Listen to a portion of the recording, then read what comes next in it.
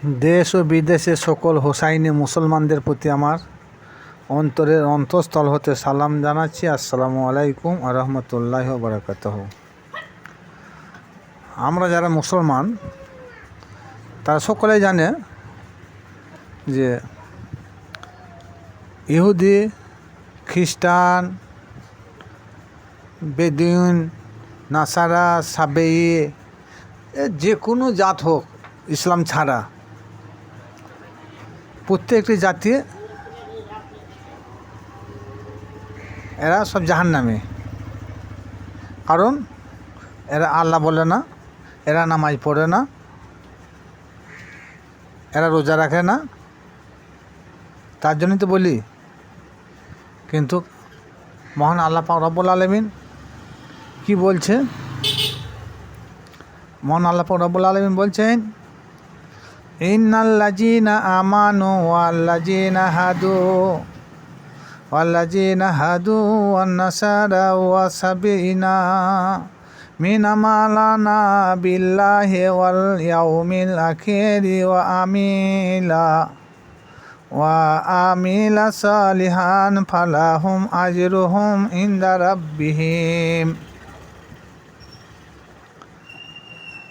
আমার মহান আল্লাহ পাক রব্বুল আলামিন বলছেন, নিশ্চয় যারা ঈমানদার এবং যারা ইহুদি, খ্রিস্টান, সাবিরা, ওদের মধ্যে যারা ঈমান এনেছে আল্লাহ ও শেষ দিনের প্রতি, ও যারা নেক কাজ করেছে এবং শেষ বিচারের দিনে প্রতি তাদের বিশ্বাস আছে, এই লোকগুলোকে আল্লাহ পাক রব্বুল আলামিন বলেন আমি তাদেরকে মহা প্রতিদান দেবো। দেখুন তাহলে ইহুদি, খ্রিস্টান,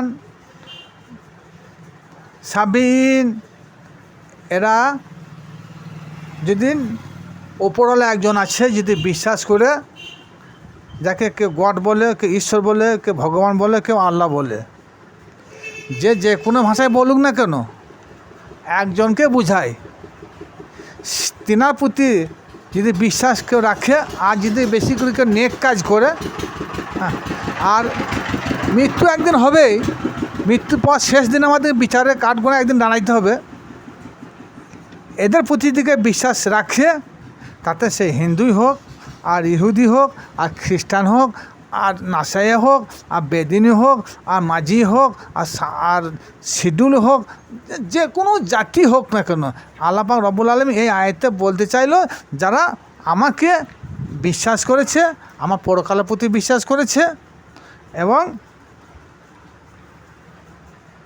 আমি তাদেরকে মহা প্রতিদান দেবো। আর মহা প্রতিদান মানে সে সফলকামী বা জান্নাতি। তাহলে আমরা যারা নামাজ পড়ি কিন্তু হয়তো আল্লাহকে বিশ্বাস করেও করি না, কারণ বিশ্বাস মুখে বিশ্বাস করলে হবে না। যেমন দেখুন কীরকম বিশ্বাস, দেখুন একটা মাঝিদের মেয়ে একটা ছেলে 1 বছর কি 1.5 বছরকার ছেলে কোলে করে নিয়ে গিয়ে মাঠে নিয়ে যাচ্ছে, সারাদিন সে আলের মাথায় তাকে শুয়ে দিচ্ছে আর সে নিজে মাঠে খেতে কাজ করছে। সেখানে একটা ইঁদুরের গর্ত হোক কি সাপের গর্ত হোক পাশেই রয়েছে, দেখা যাচ্ছে, কিন্তু তার এই বিশ্বাসটা আছে যে না, উপরওয়ালা একজন আছে, আমার ছেলে কেউ ক্ষতি করতে পারবে না।